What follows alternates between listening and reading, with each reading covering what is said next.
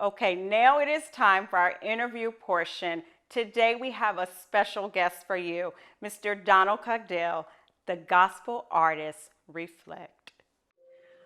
Welcome to the show, Donal. I'm so happy that you are here with us today. Thanks for coming. Honored to be here. Honored to be here. Yes, I'm so excited for the audience to really get to know you. And you are so gifted and full of knowledge and have all these titles. Can you share like what titles you have? Yeah. So I am the National Director of Development for the King Movement, which is a national Christian men's movement. I got the shirt on now representing. We are a movement that are trying to empower men to fulfill their God-given potential in every realm of life through the Lord and grace of our Jesus Christ. And I am the Director of Justice for Hope Astoria Church in Queens, New York, where we focus on justice and helping people see how justice is a part of really God's heart, right? And it's part of our call, part of our being, part of our DNA. And I'm an artist and write music and so forth. And I'm also get around in the New York public schools and teach and things like that. And so, yeah, just, I love doing what I do. It's a special thing when you can do the things that you love to do, that you feel God has made you to do. See, all those titles, all that gifting and talent. Now, you said Director of Justice.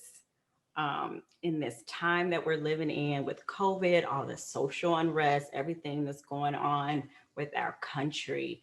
What is that position like for you there in New York City? That's a good question. For me, it's really coming full circle to my to who I am and who God has created me to be. Um, and I think we all are called to do justice, right? The Bible says in Isaiah 30:18 that God is a God of justice. I know for me, I've always like it's sort of how I was bred. I remember in the summertime, my mom bought a whole stack of encyclopedias and Black history books, like, and she would make me do summer reports, in the summertime. I didn't like it. I didn't love it at all, and I Right. kind of cheated sometimes skimming through, but she taught me and my father taught me the value and really where we come from, because they grew up in the civil rights era. And Mhm. so I've always really had a passion, like, and I couldn't hold it back, when somebody was done wrong, or when I saw something unfair in class, or Mhm. in my career, I would be the one to speak out in a staff meeting when people wouldn't say anything, Mhm.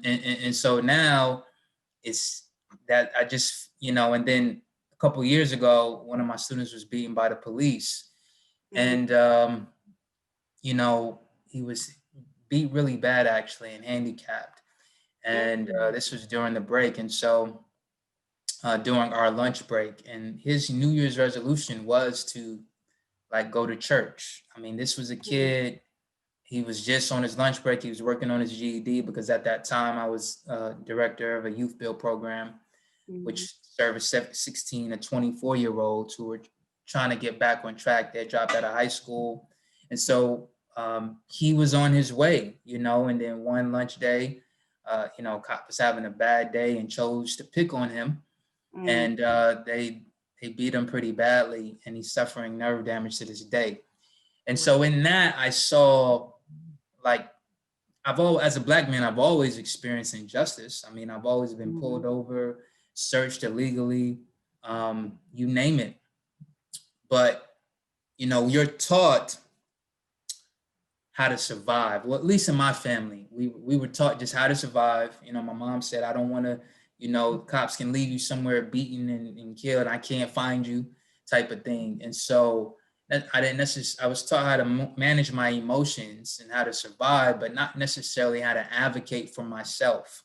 And so this was my first position where I had a whole student body that I was leading, traumatized by this, and I had to do something, right? It wasn't enough just to say, we'll pray about it. It wasn't enough to just say, be angry and sin not, no, we had to do something. And so we went to the precinct, we went to elected officials and things like that. And so that was my first time kind of seeing behind the scenes of systemic racism. So like I was saying before, as a Black man, I've always felt racism. Yeah. This was the time where, I was almost fired for protesting the cops on behalf of my student from the YMCA. So I felt, I saw what kind of goes into different institutions just really overlooking us, right? And really oppressing and suppressing our voice. And so, so for me, it was a full circle for me coming to this position a couple years ago to be the director of justice for my church. And it was an honor because churches, it's not too many of those positions. When I tell people director of justice, they're like, oh, a church does that? Yeah, So, right. so, and I feel the church's responsibility is to administer justice, and justice not being law and order, but justice being restorative, because God has called us to be restorative and bring shalom. And that's a big part of what Jesus did in his ministry, right? So I could talk about that all day, but yeah, so I mean, we're 2.5 years in. We did in COVID, we tried to help out. We adopted a hospital by trying to serve and provide for the nurses. The church was involved in a protest. And so it's just been an honor to see a church really not be afraid to take on tough issues. And we've done a couple of town halls. And so, and we got a diverse church. So, this is uncharted territory, in a sense, leading a body. But it's really amazing to me, and God and providential. Yeah. I mean, all of that is just great to hear that that's happening in a church. What would you maybe advise some churches like how to implement something like this for their youth? Yeah, so I think that it has to come from the head top, right? Because um, what the church takes serious, the pastor, it's on his agenda, right? And if it's not on the pastor's agenda, then it really can be like a sideshow. It can be something cute. And in justice, God calls all of us to do justice. God calls all of us to be aware. The Bible says in Isaiah 117, it says, learn to do right, seek justice, defend the oppressed, right? Advocate for the widow and for the fatherless, right? Yeah. And so that is a church body's responsibility. And so if it's going to be successful for the youth, the adults have to model it, right? And so Good. that's where it has to be on the top agenda of the pastor and leadership team of the church to ask the question, what are we doing to be a justice, to be a justice type of church?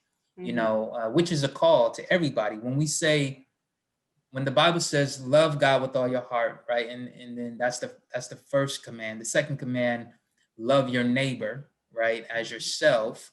Well, loving your neighbor is a justice thing, Yes, it right? is. And so justice is the accountability of, did you love your neighbor, Oh, I right? like And the way you put that. Yes. yeah, so it's sort of like the insurance. Uh-huh. You're not loving your neighbor. And so categorically in this country, as Black people, we have been not loved a lot, right? And oppressed a lot. And so it was really people like Martin Luther King, many Christians, Frederick Douglass was a Christian, Harriet Tubman was a Christian, right? They were reminding people, hey, you are not following the law of God, even though it was legal. So something that's legal doesn't make it right. It's Amen to that. unjust, right? So God's law exceeds man's law. And so that's, but, America suffers because it's been the empire. It just throws around to strength and bullies and things like that. And so they've had a hard time understanding justice as God has called us to do that. Mm. So I think if the adults can model it, the youth can live it out as well. Yeah, I believe that too. Great intertwine. Now, I kind of want to change just a little bit because how I was introduced to you, my husband came to me like, you have to listen to this song. It's fire. Listen to the lyrics. And it was the King movement, the anthem. Okay, so you are Reflect. So tell us about you as a rap artist. Like, how did that start?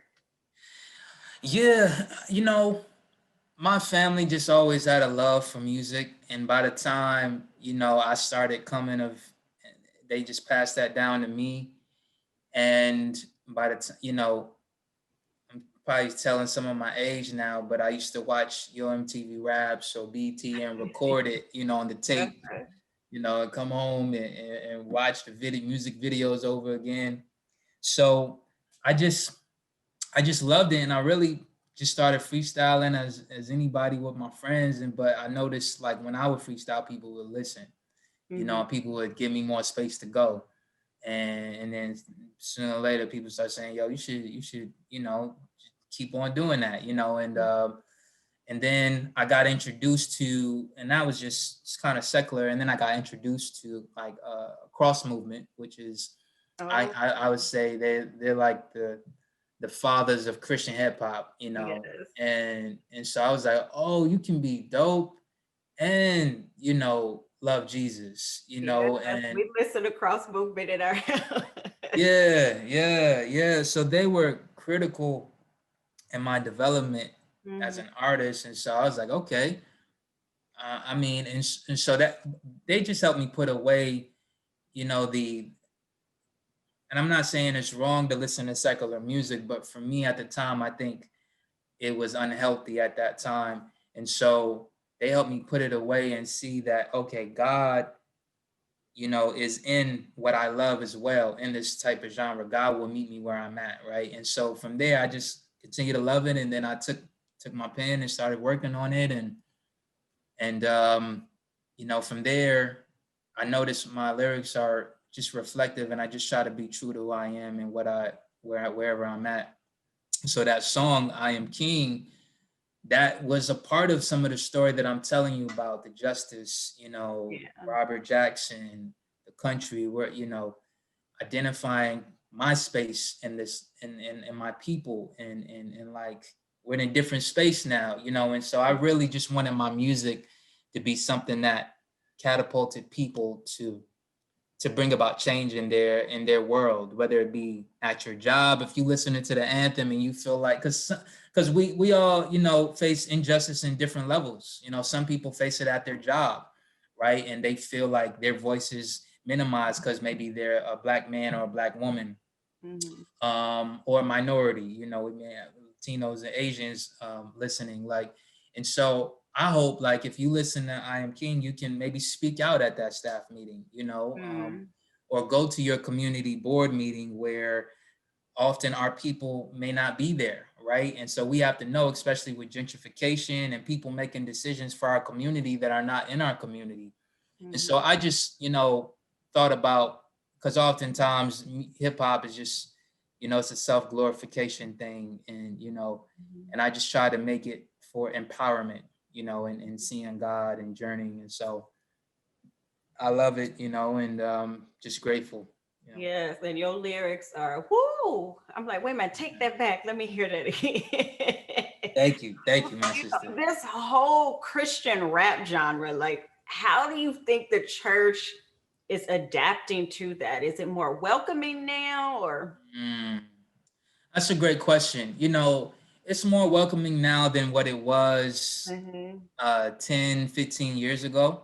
mhm, Um, I still feel that people feel like it's a youth thing, but we mhm. should know, like, my pops is I'd say hip hop is probably about 60 years old. You know what Right. I mean? So my pops is 62, and Mhm, he'll tell you he grew up in the Bronx when hip hop started, right? So my pops is about as old as hip hop. You know, and when you watch the hip hop documentaries, all the forefathers, they still look good. You know, so there's people 20 years, 30 years older than me, you know, that are hip hop fans. And Right. I feel like the church still needs to evolve a little bit more, Mm-hmm. because hip hop can be in your worship services. You know, a psalm is poetic. You know, they were rapping in the Bible, and you know we preach about it, and that's what a Christian hip hop artist is really a psalmist. You know, so I think that when the church starts respecting it at that platform, you Yeah. know, not just saving it for youth service or you know such and such can come up and bust the, you know, that's kind of disrespectful to the art, you know, and that's a youth thing, when really it's grown adults, grandparents, great grandparents listening Mhm. to hip hop. And I I think once you create that space, you know, the church I should be. love the way you put that. Like it's a psalmist. It's yeah, it is. It is poetic like that. Come on in here, David. Come on. Hey. Now, okay, so this is the end of the interview. Like I could really sit and listen to you all day. But before we get to the last part of the interview, how can people get your albums? How can they follow you, book you for youth events, adult events, motivational speaking? Because you do it all. How Oh, can they thank you. reach out to you? Thank you. And it's an honor to be on this platform. I love what you're doing, and I love where you Thank you. how high you put the word, you know, on a pedestal.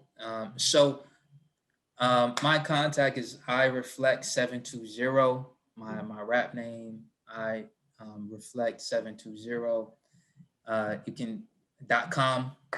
You know that website has all my contacts. If you want to email me, if you want to book me, if you want to just get the album, I put all my updates there. Also, I reflect 720s on Instagram and Twitter.